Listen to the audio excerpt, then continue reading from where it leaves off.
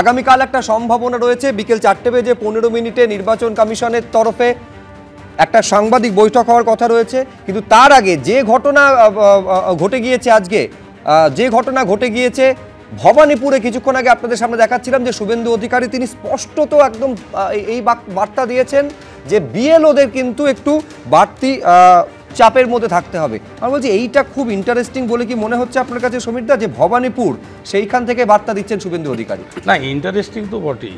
মমতার দীর্ঘ 34-এর জগদ্দলে পাথর, তার নেতৃত্বে যেভাবে মানুষের আস্থা বিশ্বাস এবং উন্নয়ন চারিদিকে ছড়িয়ে পড়েছে। 2011 সালে 184টা সিট নিয়ে এসেছিল, 2016 সালে 211টা সিট হয়, 2021-এ 215টা। পরে অবশ্য যারা বিজেপিতে গেছিল ভুলভ্রান্তি করে তারা আবার ফিরে এসেছে। স্বাভাবিকভাবে 2026-এ মানুষ উত্তর দেবে। আপনি এসআইআর করুন, আপনি মানে যেগুলো কিন্তু আমি বলছি অত্যন্ত ইঙ্গিতপূর্ণ হচ্ছে, যেখানে আমি মনে করিয়ে দিই আপনাকে, সেটা হচ্ছে এই ভবানীপুর নিয়ে কয়েকদিন আগে মুখ্যমন্ত্রী বহিরাগতরা ভবানীপুরে কিভাবে বাড়ছে এই প্রশ্নটা তুলেছিলেন। আজকে সেই ভবানীপুর নিয়ে কিন্তু স্পষ্টত শুভেন্দু অধিকারী বলছেন এই ভবানীপুরে বিভিন্ন ভাষাভাষী, বিভিন্ন একটা কসমোপলিটন কার্যত এরিয়া, এবং সেখানে কিন্তু সেটা বিজেপিরই জায়গা। না না, এটা তো এইটা একটা বার্তা মমতা বন্দ্যোপাধ্যায়ের কাউন্টার হিসেবে স্বপ্ন যে কেউ দেখতে পারে। 2021 সালে যে স্বপ্নটা ছিল ইসবার 200 পার, তারপরে 77, তারপরে এলো 66, এখন কত বিজেপি নিজেও জানে না। স্বাভাবিকভাবে মানুষ যে বিজেপির এই যে মিথ্যা প্রতিশ্রুতি, ধর্মীয় মেরুকরণ, জাতপাত, সাম্প্রদায়িকতা, এই যে ধর্মীয় সুশ্রুড়ানি, এই যে হিন্দু মুসলমানের ভাগ ভাগ, আজকে এইগুলোই তো বাংলার মানুষের সংস্কৃতি নয়। বাংলার মানুষ গণতন্ত্রপ্রেমী মানুষ, তারা জানে যে রাজনীতির মধ্যে ধর্ম সম্প্রদায় ঢুকিয়ে যে ধরনের একটা উস্কানিমূলক বিজেপি হিন্দুত্ববাদের কথা বলছে, এটা কিন্তু বাংলার সংস্কৃতি নয়। বিহারে হতে পারে, যেখানে ইচ্ছা হতে পারে, কিন্তু আজকে বাংলার মানুষ কিন্তু অত্যন্ত রাজনৈতিক সচেতন মানুষ।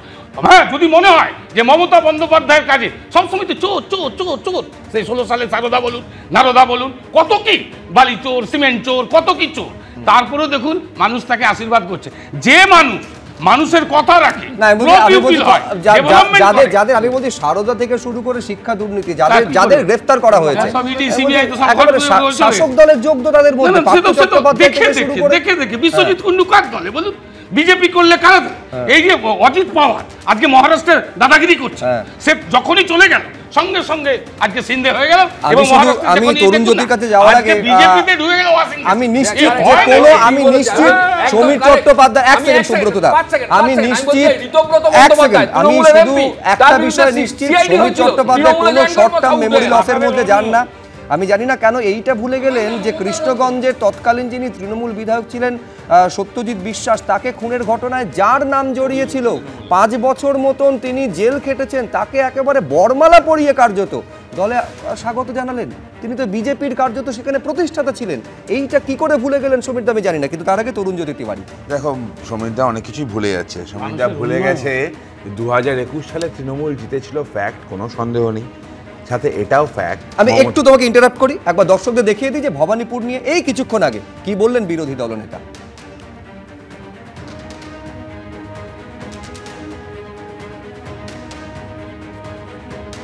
সতেন্দ্র রাম এবং রাজলায়ন সিং, রাজ্য নেতা রাকেশ সিং। এটা হচ্ছে মিনি ইন্ডিয়া, নানা ভাষা, নানা মত, নানা পরিধান, বিবিধের মাঝে দেখো মিলন মহান।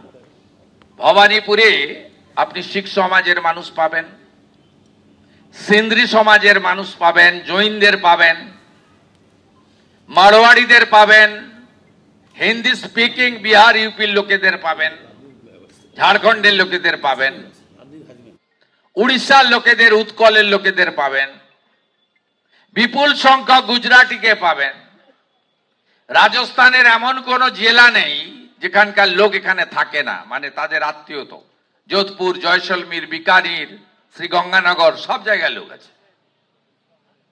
তার সঙ্গে বাঙালি বর্ধিষ্ঠ বাঙালিরা আছে। ধর্ম বাঁচানোর জন্য বাংলাদেশ থেকে পালিয়ে আসা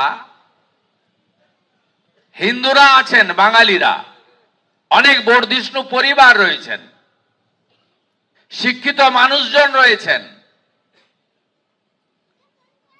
এই জায়গাটা ভারতীয় জনতা পার্টির জায়গা, অতএব এই জায়গা ভারতীয় জনতা পার্টি ধরে রাখার কাজ করবে। তরুণ জ্যোতি তিওয়ারি। যেটা সুমিতদা বললো সেখান থেকে শুরু করছি আমি ফার্স্ট, যে 2021-এ মমতা বন্দ্যোপাধ্যায় জিতেছিল, কোনো সন্দেহ নেই। সরি, তৃণমূল জিতেছিল, কোনো সন্দেহ নেই। মমতা বন্দ্যোপাধ্যায় হেরেছিল, এটাও সন্দেহ নেই। বাংলা নিজের মেয়েকে চায় বলে প্রচার করেছিল মমতা বন্দ্যোপাধ্যায়, তো সেই বাংলার মেয়েকে পশ্চিমবঙ্গ চায়নি, তিনি ভোটে হেরেছিলেন। সুতরাং ওই মানে একজন কাউকে হারানো সম্ভব না এই স্বপ্নে থেকো না, ফার্স্ট। সেকেন্ড হচ্ছে চোর নিয়ে ওনারা তো রাগ হয়েছে, দুঃখ, আমি ক্ষমা চাইছি। তৃণমূল বা তৃণমূল কোনো নেতাকে বা কোনো নেত্রীকে চোর বলা একদম উচিত না, রাগ হওয়া তাদের স্বাভাবিক। ডাকাতকে চোর বললে ডিমোশন হয়ে যায়, ডিমোশন করার কোনো মানে হয় না। ডাকাতকে ডাকাতি বলো, চোর বলো না। থার্ড, প্রতিশ্রুতির কথা আমরা বলি না, আমরা কাজের কথা বলি। প্রতিশ্রুতি মানে প্রতারণা, এটা মমতা বন্দ্যোপাধ্যায় বলে। তিনি যেটা করে এসছেন, 6 মাসের মধ্যে শিল্প এনে দেবো, পার্শ্ব শিক্ষকদের স্যালারি বাড়িয়ে দেবো, তারপর কেন্দ্রীয় হারে ডিএ দেবো, ডবল চাকরি হবে, সব দেখে নিয়েছি আমরা। ডবল চাকরি হয় একমাত্র তার খেদমত খাটা অফিসারসগুলোর রিটায়ার্ড হয়ে যাওয়ার পর তাদেরকে আবার চাকরি দিয়ে রেখে দেয়। আমি শুধু একটা কথা এখানে মনে করিয়ে দিই, যে এখানে বলছেন অত্যন্ত গুরুত্বপূর্ণ, মুখ্যমন্ত্রীর কেন্দ্র হচ্ছে ভবানীপুর, সেইখানে গিয়ে মুখ্যমন্ত্রীকে কাউন্টার করলেন। এখন কোন বক্তব্যের কাউন্টার করলেন বিরোধী দলনেতা? বিজয়া সম্মিলনীতে বহিরাগতরা ভবানীপুরে বাড়ছে, এই কথাটা বলেছিলেন মুখ্যমন্ত্রী। পরে তার ব্যাখ্যা দিয়ে তিনি বলেছিলেন যে বিজেপিকে তিনি মিন করতে চেয়েছেন। কি বলেছিলেন ব্যাখ্যা দিয়ে সেদিন মুখ্যমন্ত্রী মমতা বন্দ্যোপাধ্যায়? দেখুন, আমি বহিরাগত বলতে এখানে যারা বাস করেন তাদের কথা বলিনি। আসলে আমি আমার কাউন্সিলরদের বলছিলাম যে তোমরা কেন বস্তিগুলোকে উঠিয়ে বাংলার বাড়ি করছো না? বস্তিগুলোতে গরিব লোক থাকাটা অপরাধ নয়। আর বহিরাগত বলতে আমি কাদের বলেছি? আমি একটা রাজনৈতিক দলকে বলেছি, যারা বাইরের লোক নিয়ে এসে এখানে আমাদের ভোটারদের নামের পাশে আপনারা দেখেছেন 10টা করে বাইরের লোকের নাম তোলে, তার মানে যাতে এখানকার ভোটারটাও ভোট দিতে না পারে। এখানে যারা থাকে তারা মোর দ্যান বেঙ্গলিজ। ইলেকশনের নাম করে কিছু লোক বহিরাগত চলে আসে, বিভিন্ন হোটেল ভাড়া করে, বিভিন্ন গেস্ট হাউস ভাড়া করে, আর যাদের অনেক টাকা আছে তারা অনেক ফ্ল্যাট কিনে নেয়। আমি সুব্রত দত্তের কাছে আসবো। অত্যন্ত গুরুত্বপূর্ণ, এই ভবানীপুরে মমতা বন্দ্যোপাধ্যায়কে হারাবেন, এইটা শুভেন্দু অধিকারী একাধিকবার বলেছেন, এবং সেই ভবানীপুরে দাঁড়িয়ে মমতা বন্দ্যোপাধ্যায়কে কার্যত কাউন্টার অ্যাটাক করছেন। অত্যন্ত গুরুত্বপূর্ণ। এই ভোটের নির্ঘণ্ট ঘোষণার আগে যাবতীয় নজর কিন্তু এই মুহূর্তে ভবানীপুরকে কেন্দ্রকে সামনে রেখে। সুব্রত, আমাদের রাজ্যের বিরোধী দলনেতার বক্তব্য শুনলাম, ওনার আশা উনি মুখ্যমন্ত্রীকে হারাবেন, যেহেতু উনি হারিয়েছেন সেই আশা উনি করতেই পারেন। কিন্তু আমার কথা হচ্ছে যে শুভেন্দুবাবু এইটা আগে সেটেল করে আসুক আরএসএসের সঙ্গে, যে আরএসএস মমতা ব্যানার্জিকে হারাতে চায় কিনা। বিজেপির কেন্দ্রীয় নেতৃত্ব, তরুণজ্যোতি প্লিজ, বিজেপির কেন্দ্রীয় নেতৃত্ব মমতা বন্দ্যোপাধ্যায়কে হারাতে চায় কিনা। যদি চায়, উনি যদি অনুমোদন নিয়ে আসেন তখন লড়াই হবে। অ্যাকচুয়ালি 2016 সালে খড়গপুর আর ভবানীপুরের মধ্যে সেটেল হয়েছিল। ওখানে খড়গপুরে ওই চাচাকে হারাতে হবে আর ভবানীপুরে তৃণমূলকে জেতাতে হবে, এই ছিল সেটিং। এই সেটিং 2016 সালে হয়েছিল। ফলত শুভেন্দুবাবুকে নিজের দলে ঠিক করতে আসবে, আর দল যারা চালায় তাদের কাছে ঠিক করতে আসবে।